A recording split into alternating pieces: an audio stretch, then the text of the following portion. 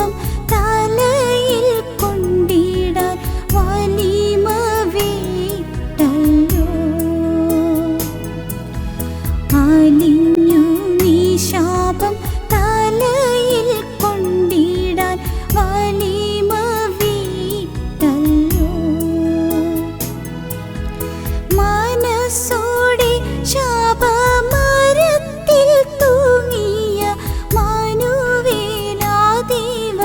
ജാത, നിനക്കീ വേദന വരുത്തി വച്ചതി നീച ഞാനയ്യോ.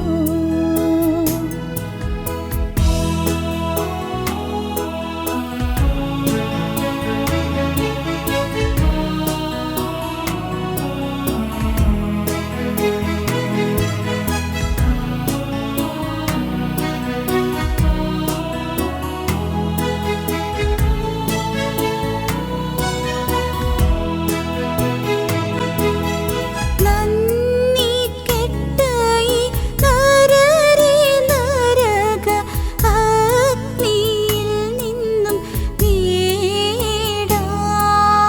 നന്ദി കെട്ടയി നരരെ നരക അഗ്നിയിൽ നിന്നും നേടാൻ.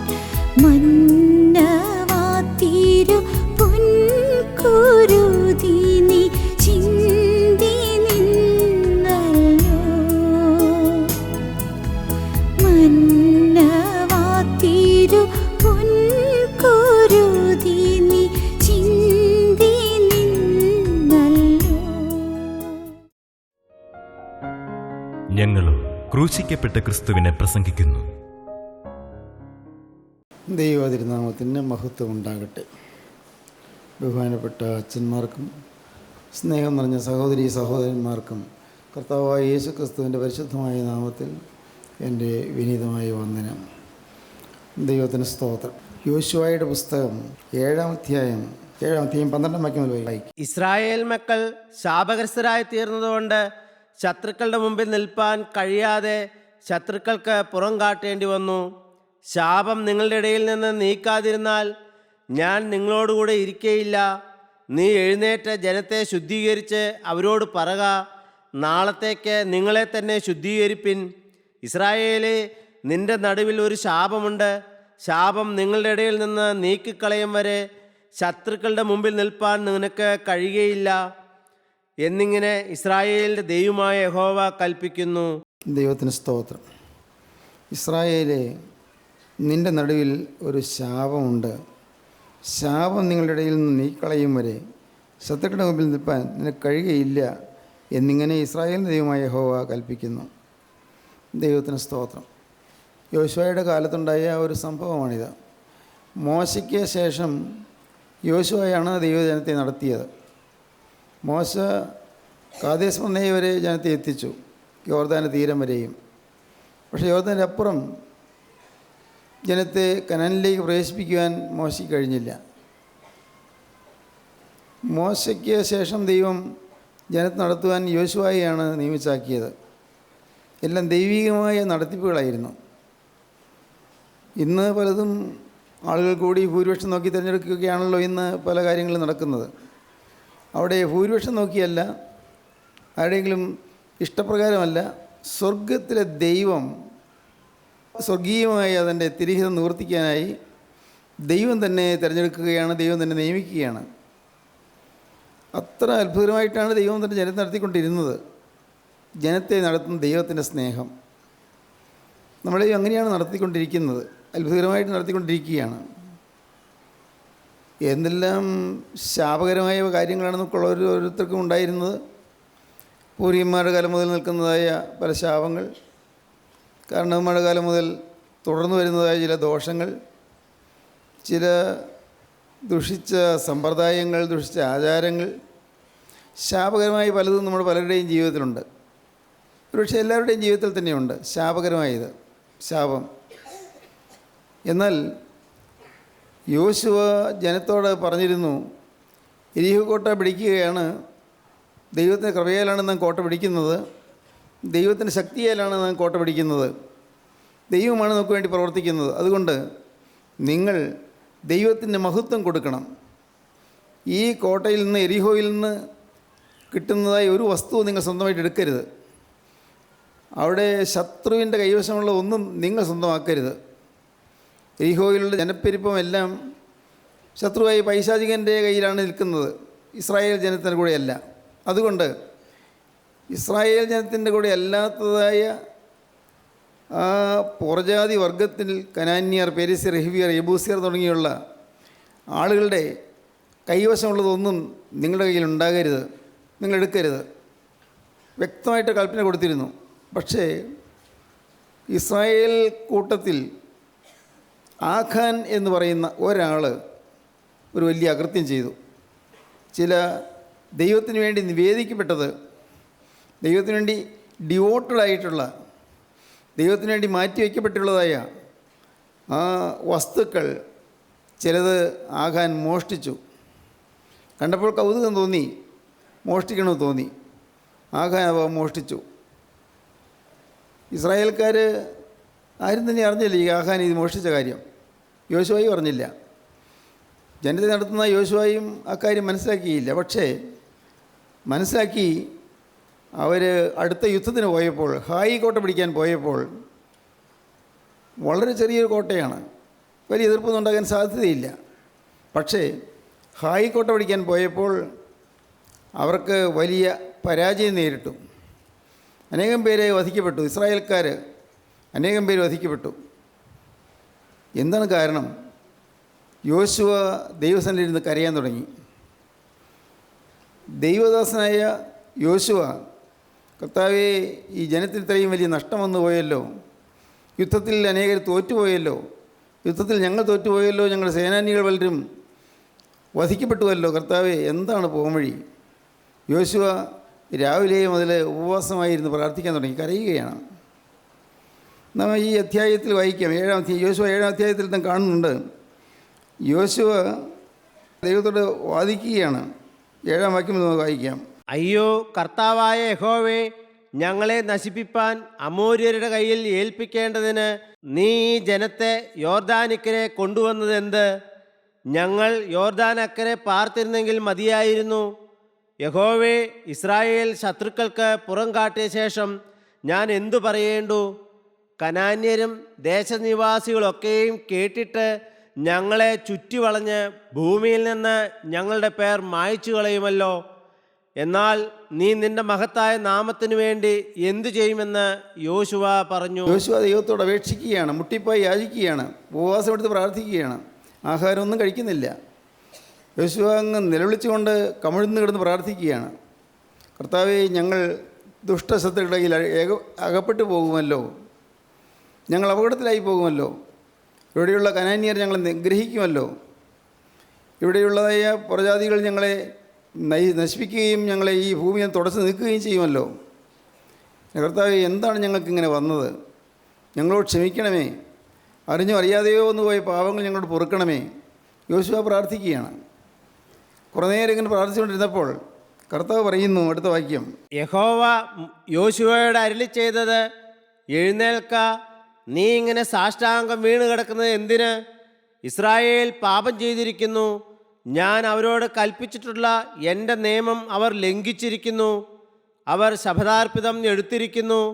അവർ മോഷ്ടിച്ച് മറവ് ചെയ്ത് തങ്ങളുടെ സാമാനങ്ങൾക്കിടയിൽ അത് വെച്ചിരിക്കുന്നു. പറയുകയാണ്, നീ എന്തിനാണ് ഇങ്ങനെ മറുപടി കൂട്ടുന്നത്? എന്തിനാണ് നീ ഇങ്ങനെ വീണ് കിടന്ന് കരയുന്നത്? അതുകൊണ്ടൊന്നും കാര്യം നടക്കുകയില്ല. ഇസ്രായേൽ പാപം ചെയ്തിരിക്കുന്നു, ജനം പാപം ചെയ്തിരിക്കുന്നു. അതുകൊണ്ട് യഹോവയുടെ കോപം ജനത്തിൻ്റെ മേൽ വന്നിരിക്കുന്നു, ശാപം അവരുടെ മേൽ വന്നിരിക്കുന്നു, ജനത്തിൻ്റെ മേൽ ശാപം വന്നിരിക്കുന്നു. നീ ജനത്തെ നടത്തുവാൻ നിയുക്തനായ ദൈവത്തിൻ്റെ അഭിഷിക്തനാണ്. എന്നാൽ നീ അറിയുന്നില്ല ജനത്തിന് വന്നിരിക്കുന്നതായ നാശം എന്ത് എന്ന്, ജനത്തിന് വന്നതായ പാവം എന്തെന്ന് നീ അറിയുന്നില്ല. ദൈവം പറയുകയാണ്, യോശുവ, നീ എന്തിനെങ്ങനെ വീണെടുക്കുന്ന കരയുന്നു? ഇസ്രായേൽ പാപം ചെയ്തിരിക്കുന്നു. അവർ എടുക്കാൻ പാടില്ലാത്ത ശബ്ദാർപ്പിത വസ്തു, ഡിവോട്ടഡായിട്ടുള്ള വസ്തു, ദൈവത്തിന് വേണ്ടി നിവേദിക്കപ്പെട്ട വസ്തു അവരെടുത്തിരിക്കുന്നു, മോഷ്ടിച്ചിരിക്കുന്നു, മറവ് ചെയ്തിരിക്കുന്നു, സാമാന്യങ്ങളിലൊക്കെ മറച്ചു വെച്ചിരിക്കുകയാണ്. നീ കണ്ടില്ല, പക്ഷേ എല്ലാം കാണും ദൈവം പറയുന്നു, ഞാൻ കണ്ടിരിക്കുന്നു. ഇസ്രായേൽ പാപം ചെയ്തിരിക്കുന്നത് കൊണ്ട് നിൻ്റെ മേൽ, ഈ ജനത്തിൻ്റെ മേൽ വലിയൊരു ശാപം വന്നിരിക്കുന്നു. യോശുവ പാപം ചെയ്തില്ലല്ലോ, പക്ഷേ ആ ജനക്കൂട്ടത്തിൽ ഒരാൾ പാപം ചെയ്തത് എല്ലാവരുടെയും മേൽ ബാധിച്ചിരിക്കുകയാണ്. ഒറ്റയ്ക്കൊരാൾ പാപം ചെയ്തത്. ദൈവത്തിന് സ്തോത്രം. പ്രിയപ്പെട്ടവരെ, നമ്മളെല്ലാം ഓരോ കൊച്ചു കൊച്ചു കുടുംബങ്ങളുള്ളവരാണല്ലോ. ഒരാൾ തെറ്റിലേക്ക് പോയാൽ അതിൻ്റെ ദോഷം മക്കൾക്കും മക്കളുടെ മക്കൾക്കും തലമുറയായി വന്നു ചേരും. ഒരാൾ പാപത്തിലേക്ക് പോയാൽ കുടുംബത്തിലുള്ള മറ്റുള്ളവരുടെ മേൽ ആ ശാപം പകരും. അത് ശാപകരമാണ്. ഓർക്കുക, നാം ഒരാൾ അവിശ്വസ്തരായി തീർന്നാൽ മക്കൾക്ക് ദോഷം വരും. ഒരാൾ ദൈവസന്നിധിയിൽ വിശ്വസ്തയില്ലാതെ നിന്നാൽ, തെറ്റിലേക്ക് പോയാൽ, പാപത്തിലേക്ക് പോയാൽ, മദ്യപാനത്തിലേക്ക് പോയാൽ, അകൃത്യങ്ങളിലേക്ക് പോയാൽ, പുറത്തു പറയാൻ പാടില്ലാത്തതായ അഴുക്കായ ജീവിതത്തിലേക്ക് പോയാൽ, അതുമൂലം നമ്മുടെ കുടുംബം നശിക്കും, കുടുംബത്തിന് അപകടമാകും. വളരെ ഗൗരവമുള്ള കാര്യമാണത്. നഷ്ടം വരും, കഷ്ടം വരും, തോൽവി വരും, വലിയ വലിയ പരാജയങ്ങൾ നേരിടേണ്ടി വരും. കർത്താവ് പറഞ്ഞു, നീ എന്തിനിങ്ങനെ കരയുന്നു? ഇസ്രായേൽ പാപം ചെയ്തിരിക്കുന്നു. ഇസ്രായേൽ പാപം ചെയ്തതാണ് കർത്താവ് പറയുന്നത്. ഒരാളെ പാപം ചെയ്തു, പക്ഷേ എല്ലാവരെയും കുറിച്ചാണ് കർത്താവ് പറയുന്നത്. ഇസ്രായേൽ പാപം ചെയ്തിരിക്കുന്നു, ഈ ജനം പാപം ചെയ്തിരിക്കുന്നു, അവരുടെ മേൽ ശാപം വന്നിരിക്കുന്നു. ശാപം നീക്കാതെ, ശാപം നീക്കുന്നതിന് നിങ്ങൾ അനുദപിക്കാതെ, ശാപം നീക്കുന്നതിന് വേണ്ടി നിങ്ങൾ പ്രാർത്ഥിക്കാതെ, ശാപം നീക്കി തരുന്നതിന് വേണ്ടി ദൈവത്തോട് അപേക്ഷിക്കാതെ നിങ്ങൾ വെറുതെ പ്രാർത്ഥിച്ചുകൊണ്ടിരുന്നാൽ ഫലമില്ല. വളരെ സ്പെസിഫിക്കായിട്ടാണ് കർത്താവ് പറയുന്നത്. വളരെ കൃത്യമായിട്ടാണ് കർത്താവ് പറയുന്നത്. പാപമുണ്ട്, പാപം നീക്കിക്കളയണം, ഇല്ലെങ്കിൽ ശാപം നിങ്ങളുടെ കുടുംബത്തിന്മേൽ വരും. വളരെ വ്യക്തമായിട്ടാണ് പറയുന്നത്. ഓരോ കുടുംബങ്ങളിൽ നിന്നവരാണല്ലോ നാം ഓരോരുത്തരും. നമ്മുടെ പലരുടെയും കുടുംബങ്ങളിൽ നെടുവീർപ്പുണ്ട്, പല കുടുംബങ്ങളിലും അനാസ്ഥയുണ്ട്, താല്പര്യമില്ലായ്മയുണ്ട്. അനേക കുടുംബങ്ങളിൽ പ്രാർത്ഥനയ്ക്ക് അനാസ്ഥയുണ്ട്, പ്രാർത്ഥിക്കുന്നില്ല. തിരുവചനം വായിക്കാൻ അനാസ്ഥയുണ്ട്, തിരുവചനം വായിക്കുന്നില്ല. ഒരു ചടങ്ങ് പോലെ ചില കാര്യങ്ങളൊക്കെ ചെയ്തു കൂട്ടുന്നു മാത്രം. നമ്മൾ പലരുടെയും കുടുംബങ്ങൾ അങ്ങനെയാണ്. ചടങ്ങ് പോലെ പള്ളിയിൽ പോകും, ചടങ്ങ് പോലെ സന്ധ്യാനമസ്കാരം ചൊല്ലും, ചിലരെല്ലാം ചടങ്ങ് പോലെ പ്രഭാത പ്രാർത്ഥന ചൊല്ലും. പിന്നെ ഇതൊന്നും ഇല്ലാത്ത വീടുകൾ അനേകമാണ്. നിങ്ങൾ ചിന്തിച്ച് നോക്കൂ, നിങ്ങളുടെ പലരുടെയും വീടുകൾ എങ്ങനെയാണ്? സന്ധ്യാനമസ്കാരം ഉണ്ടോ? നിങ്ങളുടെ വീടുകളിൽ പ്രഭാത നമസ്കാരം ഉണ്ടോ? രാവിലെ ഒരു കൃത്യസമയത്ത് എഴുന്നേറ്റ് മക്കളെയും എല്ലാവരെയും വിളിച്ചു കൂട്ടി എല്ലാവരും ചേർന്ന് നിന്ന് പ്രാർത്ഥിക്കുന്ന ഒരു പ്രഭാത പ്രാർത്ഥനയുണ്ടോ? വൈകുന്നേരം എല്ലാം കഴിഞ്ഞു, ജോലിയെല്ലാം കഴിഞ്ഞു, എല്ലാവരും വന്നു ചേർന്നു ഒരു കൃത്യസമയം പ്രാർത്ഥിക്കാനായിട്ട് നിങ്ങൾ സന്ധ്യാനമസ്കാരത്തിന് സമയമുണ്ടോ? എടുക്കാറുണ്ടോ? നമ്മുടെ പലരുടെയും ജീവിതത്തിൽ അനാസ്ഥ വന്നിരിക്കുന്നു, അനാസ്ഥ, താല്പര്യക്കുറവ് വന്നിരിക്കുന്നു. ഒരു കാലത്ത് വേദപുസ്തകം വായിക്കാൻ നല്ല നിഷ്ഠയുണ്ടായിരുന്നു, പക്ഷേ ഇപ്പോൾ വേദപുസ്തകത്തിന് വലിയ പ്രാധാന്യം കൊടുക്കുന്നില്ല. വേദപുസ്തകം എവിടെ വെച്ചു എന്ന് പോലും ചിലർ അറിയുന്നില്ല. അനേകരിന്ന് വേദപുസ്തകം വായിക്കുന്നില്ല. തന്മൂലം വേദപുസ്തകം വായിക്കാത്തത് മൂലം ദൈവത്തിൻ്റെ വചനത്തിൽ നിന്ന് മനുഷ്യൻ അകന്നു പോവുകയാണ്. വചനത്തിൽ നിന്ന് അകന്നു പോകുമ്പോൾ പാപത്തോടെടുക്കുകയാണ്. വചനത്തിൽ നിന്ന് ആരകലുന്നു അവൻ പാപത്തോടെടുക്കുന്നു. പാപത്തോടെടുക്കുമ്പോൾ വചനത്തോട് അകലും. ദൈവത്തിന് സ്തോത്രം. നമ്മുടെ ജീവിതത്തിൽ നിഷ്ഠകൾ വലുത് പോയിരിക്കുന്നു. നിഷ്ഠകളില്ല. നിഷ്ഠയുള്ള ജീവിതമാണ് നമുക്ക് വേണ്ടത്. പഠിക്കുന്ന കുട്ടികൾക്കും നിഷ്ഠ വേണം, പഠിപ്പിക്കുന്ന അധ്യാപകർക്കും നിഷ്ഠ വേണം, ജോലി ചെയ്യുന്നവർക്കും നിഷ്ഠ വേണം. എവിടെയെങ്കിലും ജോലി ചെയ്യുന്നു, ഏതെങ്കിലും ഓഫീസിൽ ജോലി ചെയ്യുന്നു, അല്ലെങ്കിൽ ഫാക്ടറിയിൽ ജോലി ചെയ്യുന്നു, നിങ്ങൾ കമ്പനിയിൽ ജോലി ചെയ്യുന്നു, ജോലി ചെയ്യുന്നവർക്ക് ജീവിതത്തിൽ നിഷ്ഠ വേണം. നിഷ്ഠയില്ലെങ്കിൽ നിങ്ങൾ പരാജയമായി പോകും. പെട്ടെന്ന് അറിയില്ല. അത് മക്കളുടെ മേലും ഇത് വ്യാപരിച്ചു കൊണ്ടിരിക്കും. അതാണല്ലോ നാം എപ്പോഴും ചിന്തിക്കാറുള്ളത്. എന്നെ അയക്കുന്നവരിൽ പിതാക്കന്മാരുടെ അകൃത്യം 3-ാമത്തെയും 4-ാമത്തെയും തലമുറ വരെ മക്കളുടെ മേൽ സന്ദർശിക്കും. പ്രിയപ്പെട്ടവരെ, നാം ഭയപ്പെടണം. അന്യായമായി സമ്പാദിക്കുന്നവൻ ഭയപ്പെടണം. അഴിമതിക്ക് കൂട്ടു നിൽക്കുന്നവന് ഭയപ്പെടണം. കൈക്കൂലി വാങ്ങുന്നവൻ ഭയപ്പെടണം. നിങ്ങൾക്ക് ഇപ്പോൾ ഇതെല്ലാം കേൾക്കുമ്പോൾ കേട്ട് അങ്ങ് പോകുന്നു, വിട്ടുപോകുന്നു. ആരും അത്ര ഗൗരവം കൊടുക്കുന്നില്ല. പിന്നെ ഗൗരവമുള്ള സമയം വരും. നിങ്ങളുടെ മക്കൾ പല കാര്യങ്ങളിൽ നശിക്കുമ്പോൾ നിങ്ങൾ അയ്യോ എന്തുകൊണ്ടാണ് നിങ്ങൾക്ക് മനസ്സിലാവുകയില്ല. മക്കൾ നഷ്ടപ്പെട്ടു പോകുമ്പോൾ അയ്യോ എന്തുകൊണ്ടെന്ന് മനസ്സിലാവുകയില്ല. ജീവിതത്തിൽ നിങ്ങളുടെ മക്കൾ നന്നായി വരണമെങ്കിൽ നിങ്ങൾ ക്രിസ്തുവിനെ അറിയണം, നിങ്ങൾ ക്രിസ്തുവിനെ സ്നേഹിക്കണം, നിങ്ങൾ ക്രിസ്തുവിനെ ആരാധിക്കുന്നവരായിത്തീരണം. ഇസ്രായേലിലെ നടുവിലൊരു ശാപമുണ്ട്. ശാപം നിങ്ങളുടെ ഇടയിൽ നീക്കി കളയും വരെ ഞാൻ നിങ്ങളോട് ഇരിക്കുകയില്ല. കർത്താവ് പറയുകയാണ്, ശാപം നിങ്ങളുടെ ഇടയിൽ നീക്കി കളയും വരെ ഞാൻ നിങ്ങളോടുകൂടെ ഇരിക്കുകയില്ല. ദൈവത്തിന് സ്തോത്രം. പ്രിയപ്പെട്ടവർ, നമ്മുടെ ജീവിതത്തിലേക്ക് നാം നോക്കി നമ്മുടെ തെറ്റുകൾ കണ്ടുപിടിക്കുകയും അത് ഉപേക്ഷിക്കുകയും ചെയ്യണം. പാപത്തെ ഓർത്ത് അനുദപിക്കണം. എന്തുകൊണ്ട് എൻ്റെ ജീവിതത്തിൽ ഇതുപോലുള്ള നെടുവീർപ്പുകൾ വരുന്നു? എന്തുകൊണ്ട് എൻ്റെ ജീവിതത്തിൽ ഇതുപോലെ യാതനകൾ വരുന്നു? എന്തുകൊണ്ട് എൻ്റെ ജീവിതത്തിൽ ഇതുപോലെ കഠിനമായ പ്രയാസങ്ങൾ വരുന്നു? എന്തുകൊണ്ട് എൻ്റെ ജീവിതത്തിൽ താങ്ങാനാവാത്ത ചില ദുരിതങ്ങൾ വരുന്നു? എന്താണ് ഈ അത്യാഹിതങ്ങൾ വരുന്നത്? എൻ്റെ കർത്താവ് എന്താണ്? എനിക്ക് മനസ്സിലാകുന്നില്ലല്ലോ. എൻ്റെ ഏതെങ്കിലും പാവമാണോ അതിന് കാരണം? എൻ്റെ കുഞ്ഞുങ്ങൾക്ക്, എൻ്റെ മക്കൾക്ക്, മക്കളുടെ മക്കൾക്ക് ആർക്കെങ്കിലും ഒരു വിഷം വരുമ്പോൾ അത് എൻ്റെ കർത്താവേ, അത് എൻ്റെ പാവം എന്തെങ്കിലും അതിൻ്റെ പിന്നിലുണ്ടോ? നിങ്ങൾ ചിന്തിക്കണം പ്രിയപ്പെട്ടവരെ, ചിന്തിച്ച് നോക്കണം, ഓരോന്നോരോന്നായി ചിന്തിക്കണം. തീർച്ചയായിട്ടും നിങ്ങൾ ചിന്തിച്ച് അത് കണ്ടുപിടിച്ച് നിങ്ങൾ അനുഭവിക്കുമ്പോൾ അത്ഭുതകരമായൊരു വിടുതൽ നിങ്ങൾക്ക് ലഭിക്കും. നിങ്ങളുടെ മക്കൾ വിടുവിക്കപ്പെടും, മക്കളുടെ മക്കൾ വിടുവിക്കപ്പെടും. അവരുടെ ഹൃദയത്തിലുള്ളതായ ദുരാഗ്രഹങ്ങൾ മാറിക്കിട്ടും. ഒരു സമയത്ത് ലോകസ്നേഹികളായിരുന്നെങ്കിലും, ഒരു സമയത്ത് ദ്രവ്യാഗ്രഹികളായിരുന്നെങ്കിലും, ഒരു സമയത്ത് അഹങ്കാരികളായിരുന്നെങ്കിലും മക്കൾ ദൈവത്തെ അന്വേഷിക്കുന്നതായിത്തീരും. കാരണം നിങ്ങൾ മാനസാന്തരപ്പെടുമ്പോൾ, നിങ്ങളുടെ ഹൃദയത്തിൽ ക്രിസ്തു വസിക്കുമ്പോൾ ശാപം മാറുകയാണ്. അതോടൊപ്പം മക്കളുടെ മേലുള്ളതായ ശാപവും മാറിപ്പോവുകയാണ്. ഇസ്രായേലേ നടുവിലൊരു ശാപമുണ്ട്. വളരെ ഗൗരവമേറിയ കാര്യമാണ് കർത്താവ് പറയുന്നത്. ഇസ്രായേലേ നടുവിലൊരു ശാപമുണ്ട്. ശാപം നിങ്ങളുടെ കയ്യിൽ നീക്കി കളയുന്നവരെ ഞാൻ നിങ്ങളോട് ഇരിക്കുകയില്ല. ദൈവത്തിന് സ്തോത്രം. അടുത്ത വാക്യം 12 വാക്യം മുതൽ.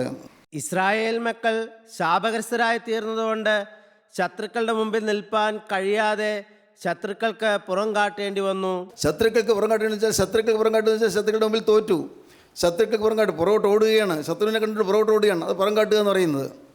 ശത്രുവിനെ കണ്ട് തോറ്റ് ഓടുന്നവരാണ് ശത്രുവിനെ പുറം കാട്ടുക എന്ന് പറയുന്നത്. ശത്രുക്കൾക്ക് പുറം കാട്ടേണ്ടി വന്നു, ശത്രുക്കളുടെ മുമ്പിൽ തോൽക്കേണ്ടി വന്നു. ശാപം നിങ്ങളുടെ ഇടയിൽ നിന്ന് നീക്കാതിരുന്നാൽ ഞാൻ നിങ്ങളോടുകൂടെ ഇരിക്കുകയില്ല. ശാപം നിങ്ങളുടെ ഇടയിൽ നീക്കാതിരുന്നാൽ ഞാൻ നിങ്ങളുടെ കൂടെ ഇരിക്കുകയില്ല. ദൈവമക്കളെ വളരെ ഗൗരവമായിട്ട് എടുക്കുക. ഈ കാര്യം നിസ്സാരമായിട്ട് എടുക്കരുത്. നിങ്ങളുടെ ഇടയിൽ എന്താണ് ശാപമുള്ളത്? നിങ്ങളുടെ കുടുംബത്തിൽ എവിടെയാണ് ശാപമുള്ളത്? നിങ്ങളുടെ പൂർവ്വീകന്മാരുടെ ജീവിതത്തിൽ എവിടെയാണ് ശാപമുള്ളത്? ഒരുപക്ഷെ നമുക്കും തിരുത്താൻ പറ്റാത്തതായിരിക്കും. പൂർവ്വന്മാരുടെ കാലത്ത് വന്നുപോയ ശാപകരമായ കാര്യങ്ങൾ നമ്മളെങ്ങനെ തിരുത്തും? പക്ഷേ നമുക്കൊരു കാര്യം ചെയ്യാം. കർത്താവേ, തലമുറകളായി പടർന്നു വരുന്ന ഈ ശാപത്തിൻ്റെ ആ ചരട് എൻ്റെ ഈ ആയുഷ്കാലത്ത് മുറിച്ച് കളയണമേ. അതിനി അടുത്ത തലമുറയിലേക്ക് പോകാതെ എൻ്റെ ആയുഷ്കാലത്ത് മുറിച്ച് കളയണമേ. ശാപങ്ങൾ, ദൈവത്തിന് സ്തോത്രം. ഭയത്തോടെ ഞാൻ പറയുകയാണ് പ്രിയപ്പെട്ടവരെ, അനേകം ദൈവമക്കൾക്ക് കാര്യങ്ങൾ മനസ്സിലാക്കുന്നില്ല. കൂട്ടായ്മയിൽ വരുന്നുണ്ട്, വചനം കേൾക്കുന്നുണ്ട്, പക്ഷേ ഒന്നും അനുസരിക്കുന്നില്ല, ഒന്നും ചിന്തിക്കുന്നില്ല, ഗൗരവമായിട്ട് എടുക്കുന്നില്ല. ചിലരെല്ലാം ഭാഗ്യവശാൽ ചിലത് മനസ്സിലാക്കുന്നുണ്ടെങ്കിലും അനേകം പേരും കേട്ടങ്ങ് പോവുകയാണ്. ഓരോ പ്രാവശ്യം കേട്ട് പോകുന്നു. എന്തുകൊണ്ടാണ് എൻ്റെ കുടുംബത്തിൽ ഇത്രയും ദോഷം വരുന്നത്? എന്തുകൊണ്ടാണ് ഇത്രയും മാരകമായ രോഗം വരുന്നത്? എന്തുകൊണ്ടാണ് ഇത്രയും വലിയ എത്രയും ഭയാനകമായ അത്യാഹിതം വരുന്നത്? ആക്സിഡൻറ്റ്, അത്യാഹിതം വരുന്നത് എന്തുകൊണ്ടാണ്? ഇത്രയും ഭയങ്കരമായ അപായങ്ങൾ വരുന്നത് എന്തുകൊണ്ടാണ്? ദൈവത്തിന് സ്തോത്രം. ഓരോ കുടുംബത്തിലേക്കും തിരിഞ്ഞു നോക്കണം. ചിലത് നമുക്കിപ്പോൾ പിടികിട്ടിയെന്ന് വരികയില്ല. പക്ഷേ സാരമില്ല, നിങ്ങളുടെ ജീവിതത്തിൽ ശാപം എവിടെ നിന്നാണ് തുടങ്ങിയത് നിങ്ങൾക്ക് അറിയാൻ പാടില്ല. കാരണം നമ്മുടെ കാലത്തായിരിക്കാം, അല്ലെങ്കിൽ നിങ്ങളുടെ കാലത്തായിരിക്കും, എന്തായിരിക്കും മനസ്സിലാകുന്നില്ലെങ്കിലും ഒരു കാര്യം ചെയ്യൂ, നിങ്ങളെ തന്നെ സമർപ്പിക്കൂ. യേശുക്രിസ്തുവിൻ്റെ ക്രൂശിൻ്റെ മുൻപിൽ, യേശുക്രിസ്തുവിൻ്റെ ക്രൂശിത രൂപത്തിൻ്റെ മുമ്പിൽ, യേശുക്രിസ്തുവിൻ്റെ ജയമുള്ള സ്ലീബായുടെ മുമ്പിൽ നിങ്ങളെ തന്നെ അടിയറ വയ്ക്കുക. ദൈവത്തിന് സ്തോത്രം. അപ്പോൾ നിങ്ങളിൽ നിന്ന് ശാപം മാറും. അപ്പോൾ തന്നെ അവിടെ വെച്ച് ശാപത്തിൻ്റെ കണ്ണി മുറിച്ചു കളയും, ശാപത്തിൻ്റെ ചരട് മുറിച്ചു കളയും. അടുത്ത തലമുറയിലേക്ക് പോവുകയില്ല, നിങ്ങളുടെ മക്കളിലേക്ക് പോവുകയില്ല, മക്കളുടെ മക്കളിലേക്ക് പോവുകയില്ല. ദൈവത്തിന് സ്തോത്രം. നിങ്ങൾ ആഗ്രഹിക്കുന്നു നിങ്ങളുടെ കുടുംബത്തിൽ നിന്ന് ശാപം മുറിച്ചു കളയുവാൻ, ശാപത്തെ ఖണ്ഡിച്ചു കളയുവാൻ, ശാപത്തെ ഭേദിപ്പിച്ച് കളയുവാൻ നിങ്ങൾക്ക് ആഗ്രഹമുണ്ടോ? നിങ്ങൾ പ്രാർത്ഥിക്കണം. എന്താണ് കർത്താവ് ഇത്രയും വലിയ ദുര്യോഗം എന്ന് വെച്ചാൽ ഇത്രയും വലിയ അപകടം വന്നത്, ഇത്രയും വലിയ കെടുതി വന്നത് എന്താണ്? ഇത്രയും വലിയ പ്രയാസം വന്നത് എന്താണ്? താങ്ങാൻ വയ്യാത്തതായി വലിയ ഘോരമായ കാര്യങ്ങൾ എൻ്റെ ജീവിതത്തിൽ സംഭവിച്ചത് എന്താണ്? ചിന്തിക്കണം പ്രിയപ്പെട്ടവരെ, ചിന്തിക്കണം. ചിന്തിച്ച് ദൈവസന്നിധിയിൽ കരയണം, അനുഭവിക്കണം. മറ്റുള്ളവരുടെ പാവം എന്താണെന്ന് നമുക്ക് അറിഞ്ഞുകൂടാ. പൂർവ്വന്മാരുടെ കാലത്ത് വന്നത് പാവം എന്താണെന്ന് നമുക്ക് അറിഞ്ഞുകൂടല്ലോ. അതറിയാമെങ്കിൽ നമുക്കൊന്നും ചെയ്യാനുമില്ല. പക്ഷേ നമുക്കൊരു കാര്യം ചെയ്യാം. അതാണ് ഞാൻ വീണ്ടും പറയുന്നത്. നമുക്കൊരു കാര്യം ചെയ്യാം. എനിക്കും നിങ്ങൾക്കും ചെയ്യാവുന്ന കാര്യം ഇതാണ്. ഞാൻ എന്നെ തന്നെ സമർപ്പിക്കുന്നു. എൻ്റെ ഈ ദേഹം, എൻ്റെ ഈ ദേഹി, പ്രാണൻ, എൻ്റെ ആത്മാവ് യേശുവേ നിൻ്റെ പാദപീഠത്തിലേക്ക് ഞാൻ സമർപ്പിക്കുന്നു. നീ നിന്നെ തന്നെ പിതാവായ ദൈവത്തിന് സൗരഭ്യവാസനയായി അർപ്പണം ചെയ്തതുപോലെ ഞാൻ എന്നെ തന്നെ സമർപ്പിക്കുന്നു. കർത്താവേ, എൻ്റെ ഭാവി എന്ന് പറയുന്നത് ഇനി യേശു മാത്രമാണ്. സ്തോത്രം. ഈ സമർപ്പണം നിങ്ങൾക്ക് എടുക്കാൻ പറ്റുമോ? എൻ്റെ ഭാവി എന്ന് പറയുന്നത് യേശു മാത്രമാണ്. എനിക്ക് സ്വന്തം ഭാവിയില്ല, സ്വന്തം താല്പര്യമില്ല, സ്വന്തം ആഗ്രഹമില്ല, സ്വന്തം പ്ലാനില്ല, സ്വന്തം പദ്ധതിയില്ല. കർത്താവേ, എനിക്കിനിയാകെ യേശു മാത്രം. എൻ്റെ യേശു, എന്നെ കാണുന്നതിൻ്റെ യേശു. ഒരു നാൾ ഞാൻ അവൻ്റെ അടുക്കൽ ചെന്ന് അവൻ്റെ പാദം ചുംബിക്കേണ്ടതാണ്. ഞാൻ മരണം കഴിഞ്ഞ് ഞാൻ അവൻ്റെ അടുക്കലേക്ക് ചെന്ന് അവൻ്റെ പാദം മൊത്തേണ്ടതാണ്. എൻ്റെ യേശു, സ്വർഗത്തിൻ്റെ അധിപതിയായ എൻ്റെ യേശു, നിത്യനായ യേശു, കാലങ്ങൾ മാറിയാലും മാറാത്തനായ യേശു, ജനങ്ങളും സ്നേഹിതന്മാരും മാറിയാലും മാറാത്തനായ യേശു, കൂട്ടുകാർ വിട്ടുപോകും, സ്നേഹിതർ പിരിഞ്ഞു പോകും, മാതാപിതാക്കൾ മറന്നുപോകും, എന്നാലും മാറാത്തവനായ യേശു. ഈ യേശുവിൻ്റെ അരികിലേക്ക് നിങ്ങൾ വന്ന് നിങ്ങളുടെ ഹൃദയം സർവ്വാത്മന നിങ്ങൾ സമർപ്പിക്കണം, നിങ്ങളുടെ ജീവിതം സമർപ്പിക്കണം. അപ്പോൾ ഈ ശാപത്തിൻ്റെ കെട്ടുകളെല്ലാം പൊട്ടിപ്പോകും, എല്ലാം കരിഞ്ഞു പോകും. സ്തോത്രം. ഇസ്രായേലിൽ നടുവിലൊരു ശാപമുണ്ട്. ശാപം നിങ്ങളുടെ കയ്യിൽ നിന്ന് നീക്കാതിരുന്നാൽ ഞാൻ നിങ്ങളോട് ഇരിക്കുകയില്ല. നീ എഴുന്നേറ്റ് ജനത്തെ ശുദ്ധീകരിച്ച് അവരോട് പറയുക. യേശുവായോട് പറയുകയാണ്, മോനെ നീ എഴുന്നേൽക്ക്, നീ ഇങ്ങനെ കരഞ്ഞിട്ട് കാര്യമൊന്നുമില്ല. നീ എൻ്റെ കർത്താവേ എനിക്ക് കഷ്ടം വന്നല്ലോ, ദുരിതം വന്നല്ലോ, ഞങ്ങൾക്ക് ദോഷം വന്നല്ലോ, ഞങ്ങളുടെ കുടുംബത്തിന് ദോഷം വന്നല്ലോ എന്നൊക്കെ പറഞ്ഞ് നീ കരഞ്ഞിട്ട് കാര്യമൊന്നുമില്ല. നീ ഒന്ന് എഴുന്നേൽക്ക, നീ ഉണര്. നീ ഇപ്പോൾ വീണ് കിടന്ന് കരയേണ്ട സമയമല്ല. നീ വെറുതെ നിരാശയോടെ കരയുകയാണ്, ഞങ്ങൾക്ക് എന്താ ഇങ്ങനെ വന്നതെന്ന് പറഞ്ഞ് കരഞ്ഞുകൊണ്ടിരിക്കുകയാണ്. അതല്ല വേണ്ടത്. നീ എഴുന്നേൽക്ക്, ജനത്തെ നീ ശുദ്ധീകരിക്കുക. സ്തോത്രം. ദൈവത്തിന് സ്തോത്രം. നിങ്ങളുടെ കുടുംബത്തെ നിങ്ങൾ ശുദ്ധീകരിക്കണം, നിങ്ങളുടെ ഭവനത്തെ നിങ്ങൾ ശുദ്ധീകരിക്കണം. സ്തോത്രം. വെറുതെ ഒന്ന് സ്തുതിക്കുന്നതല്ല ശുദ്ധീകരണം. ആളുകൾ അങ്ങനെയൊക്കെയാണ് ധരിച്ചിട്ടുള്ളത്. ഒന്ന് സ്തുതിക്കുന്നു, അതല്ല ശുദ്ധീകരണം.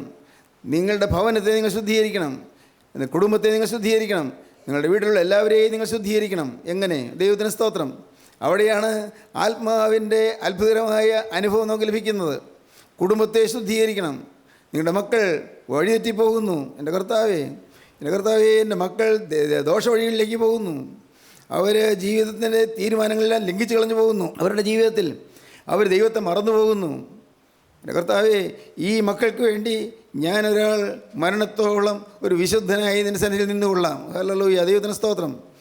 എൻ്റെ ഭാര്യയ്ക്ക് വേണ്ടി, എൻ്റെ ഭർത്താവിന് വേണ്ടി ഞാൻ ഒരാൾ മരണത്തോളം വിശ്വസ്തയോടെ നിന്നുകൊള്ളാം, വിശുദ്ധനായി നിന്നുകൊള്ളാം, സ്തുതിയായി നിന്നുകൊള്ളാം.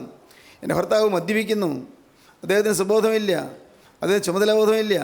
മക്കൾ കഴിക്കുന്നോ, ഭക്ഷണം കഴിക്കുന്നുണ്ടോ ഇല്ലയോ, അത് ചിന്താവിഷയമല്ല. മക്കൾ പഠിക്കുന്നോ പഠിക്കുന്നില്ലയോ, അത് ചിന്താവിഷയമല്ല.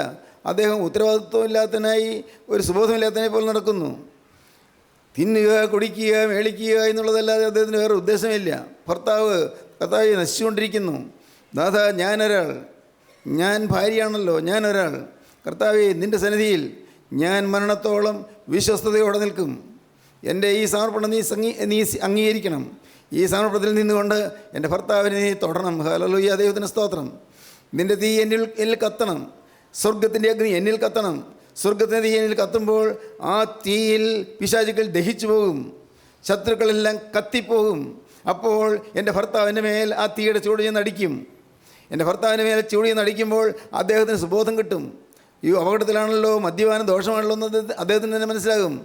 ആര് ഉപദേശിച്ചാലും മനസ്സിലാവുകയില്ല, എത്ര പ്രസംഗം കേട്ടാലും മനസ്സിലാവുകയില്ല. ദൈവത്തിന് സ്തോത്രം. പ്രിയപ്പെട്ടവരെ, ഓർക്കുക, നിങ്ങൾ ഒരാൾ ഭർത്താവിന് വേണ്ടി, ഭാര്യയ്ക്ക് വേണ്ടി, മക്കൾക്ക് വേണ്ടി, അപ്പന് വേണ്ടി, അമ്മയ്ക്ക് വേണ്ടി, സ്തോത്രം, നിങ്ങൾ ഒരാൾ ചുമതലാബോധത്തോടെ ക്രിസ്തുവിന് വേണ്ടി സമ്പൂർണ്ണമായി സമർപ്പിച്ച് നോക്കൂ. കാണാം അത്ഭുതങ്ങൾ നടക്കുന്നത്. സ്തോത്രം. അത്ഭുതങ്ങൾ നടക്കും. ഇസ്രായേലിൻ്റെ നടുവിലൊരു ശാപമുണ്ട്. ശാപം നിങ്ങളുടെ കയ്യിൽ നീക്കാതിരുന്നാൽ ഞാൻ നിങ്ങളോട് ഇരിക്കുകയില്ല, യഹോവ നിങ്ങളോട് ഇരിക്കുകയില്ല. സ്തോത്രം. ദൈവത്തിന് സ്തോത്രം. ഇന്ന് ഇത് കേട്ടുകൊണ്ടിരിക്കുമ്പോൾ നിങ്ങൾ വെറുതെ കേട്ടിരിക്കാതെ നിങ്ങൾ ചിന്തിക്കണം, കർത്താവേ, എൻ്റെ കുടുംബത്തിൽ ചില ദോഷങ്ങളുണ്ടല്ലോ, എൻ്റെ ജീവിതത്തിൽ ചില പ്രശ്നങ്ങളുണ്ടല്ലോ, ഞാൻ ഏറ്റുപറഞ്ഞിട്ടും പോകാത്ത ചില പാപങ്ങളുണ്ടല്ലോ, ഏറ്റുപറഞ്ഞിട്ടും വിട്ടുപോകാത്ത ചില മുറുകെ പറ്റുന്ന പാപങ്ങളുണ്ടല്ലോ. ദൈവത്തിന് സ്തോത്രം. കർത്താവേ, എനിക്ക് ജയജീവിതം ഇതുവരെ കിട്ടിയില്ലല്ലോ. പാവം വേണ്ട നീ വയ്ക്കുന്നുണ്ടെങ്കിലും പിന്നെയും പാവം വന്ന് അരച്ച് കയറുന്നല്ലോ. ഞാൻ എന്ത് ചെയ്യും? എനിക്ക് ആവശ്യമില്ലാത്ത കാര്യങ്ങൾ ചിന്തിച്ചു പോകുന്നു. എനിക്ക് എന്താ ഇങ്ങനെ ചിന്ത വരുന്നത്? കർത്താവേ, എനിക്ക് ഒട്ടും അങ്ങനെ ഒരു ഓർമ്മയില്ലാത്ത കാര്യങ്ങളാണ് ഞാൻ ചിന്തിച്ചു പോകുന്നത്. കർത്താവേ, ഇതെന്താണ് എനിക്കിങ്ങനെ വരുന്നത്? നിങ്ങൾ ദൈവസന്നിധിയിലെ മുട്ടിമേലിരിക്കുക, ദൈവസന്നിധിയിൽ നിന്ന് കരയുക. കർത്താവേ, നീ രക്ഷിച്ചല്ലാതെ ഞാൻ എന്ത് ചെയ്യും? സ്തോത്രം. നീ എന്നെ തൊട്ടല്ലാതെ ഞാൻ എന്ത് ചെയ്യും? നീ അനുഗ്രഹിച്ചല്ലാതെ ഞാൻ എന്ത് ചെയ്യും? കർത്താവേ, നിൻ്റെ കരം വയ്ക്കാതെ ഞാൻ എന്ത് ചെയ്യും? എനിക്ക് കഴിവില്ലല്ലോ, എനിക്ക് പ്രാപ്തിയില്ലല്ലോ, എനിക്ക് ആത്മീയം പോലും വേണ്ടതുപോലെ അറിയാൻ പാടില്ല, ആത്മലോകത്തിലേക്ക് ഞാൻ കടന്നിട്ടില്ല. കർത്താവേ, ആത്മീയ മണ്ഡലത്തിലേക്ക് ഞാൻ പ്രവേശിച്ചിട്ടില്ല, എനിക്കൊന്നും അറിയാൻ പാടില്ല. കർത്താവേ, എന്നാൽ എനിക്കൊന്നറിയാം, ഞാൻ കെടുതിയിലാണ്, ഞാൻ വലിയ കഷ്ടത്തിലാണ്, ഞാൻ വലിയ നഷ്ടത്തിലാണ്, വലിയ ദുരിതത്തിലാണ്. അതെനിക്കറിയാം. കർത്താവേ, ഞാനിപ്പോഴും ഒരു പാവിയായിട്ടിരിക്കുന്നു. ഇന്നും എൻ്റെ ജീവിതത്തിലേക്ക് നാഥ നീ നോക്കുമ്പോൾ എൻ്റെ ജീവിതത്തിൽ കറകൾ കാണുന്നു, കറകൾ. ഇന്നും ചില ചെളികൾ എൻ്റെ മേൽ പറ്റിയിരിക്കുന്നത് കാണുന്നു. കർത്താവേ, ഇവയെല്ലാം നീ ഒന്ന് കഴുകിത്തരണമേ. നിൻ്റെ ക്രൂശിൽ ചൊരിഞ്ഞ രക്തം കൊണ്ട് എൻ്റെ ഈ പാവങ്ങളെല്ലാം ഒന്ന് കഴുകിത്തരണമേ. എൻ്റെ ജീവിതത്തിൽ വന്നു പോയ തിന്മകളെല്ലാം നാഥ നീ ഒന്ന് കഴുകിത്തരണമേ. യേശു ക്രിസ്തുവിൻ്റെ രക്തം സകല പാപമൊക്കെ എന്നെ ശുദ്ധീകരിക്കുന്നു ഞാൻ വിശ്വസിക്കുന്നു. നാഥ, ഇന്ന് ഞാൻ ഈ വാക്കുകളെ കേട്ടുകൊണ്ടിരിക്കുമ്പോൾ തന്നെ തിരുമേനിയോട്, നാഥ, നിന്നോട് ഞാൻ യാചിക്കുന്നു, ഇപ്പോൾ നിൻ്റെ ആണിപ്പാടുള്ള കരം നീട്ടി എന്നെ ഒന്ന് തൊടണമേ. ആ തൃക്കരം നീട്ടി തൊടുമ്പോൾ തിരുരക്തൻ്റെ മേൽ ഒന്ന് വീഴും. ഞാൻ വിശ്വസിക്കുന്നു. ആ തിരുരക്തം കർത്താവേ എൻ്റെ സകല പാപം പോക്കി ശുദ്ധീകരിക്കുന്നു വിശ്വസിക്കുന്നു. പ്രിയപ്പെട്ടവരെ, നിങ്ങൾ പ്രാർത്ഥിക്കേണ്ട സമയമാണ്, യാചിക്കേണ്ട സമയമാണ്. പ്രാർത്ഥന കേൾക്കുന്ന ദൈവം നിങ്ങളുടെ അരികത്ത് വന്നിട്ടുണ്ട്. നിങ്ങൾ പറയൂ, കർത്താവേ, എൻ്റെ സമർപ്പണം നീ സ്വീകരിക്കണമേ. ഞാനിതാ എന്നെ മുഴുവനായി നിനക്ക് സമർപ്പിക്കുന്നു. എന്നെ തന്നെ മുഴുവനായി ഞാൻ നിനക്ക് സമർപ്പിക്കുന്നു. എൻ്റെ മേൽ നിന്റെ കരം വയ്ക്കണമേ, അനുഗ്രഹിക്കണമേ. ദൈവത്തിന് സ്തോത്രം. ജീവനുള്ള ദൈവമേ, കരുണയുള്ള കർത്താവേ, അവിടുത്തെ അത്ഭുത സാന്നിധ്യത്തിനായി നന്ദിയോടെ സ്തോത്രം. അടിയങ്ങൾക്ക് ഒരു കാരണവശാലും അർഹതയില്ലാത്ത അനുഗ്രഹങ്ങൾ തന്നതിനായി നന്ദിയോടെ സ്തോത്രം. സ്വർഗത്തിന് തീ ഭൂമിയിൽ ആളിക്കത്തുവാൻ തിരുവനസായതിനായി സ്തോത്രം. കർത്താവേ, ശുദ്ധീകരണത്തിൻ്റെ പ്രക്രിയ അവിടെ നിർവഹിച്ചുകൊണ്ടിരിക്കുന്നതിനായി സ്തോത്രം. എല്ലാവരെയും തുടരണമേ കർത്താവേ. നീറിപ്പോകുന്ന മനസ്സുകൾക്ക് ആശ്വാസം കൊടുക്കണമേ കർത്താവേ. രോഗികൾക്ക് സൗഖ്യം നൽകണമേ കർത്താവേ. പൈശാചിക ബാധയിൽപ്പെട്ട് വലയുന്നവർക്ക് സമാധാനം കൊടുക്കണമേ കർത്താവേ. കുടുംബത്തിലേക്ക് സമാധാനം അയക്കണമേ. എല്ലാവരെയും അനുഗ്രഹിക്കണമേ. യേശു ക്രിസ്തുവിൻ്റെ രാജകീയ നാമത്തിൽ പ്രാർത്ഥിക്കുന്ന കൃപ കേൾക്കണം പിതാവേ. ആമീൻ. ഹല്ലേലൂയ. ദൈവത്തിന് സ്തോത്രം.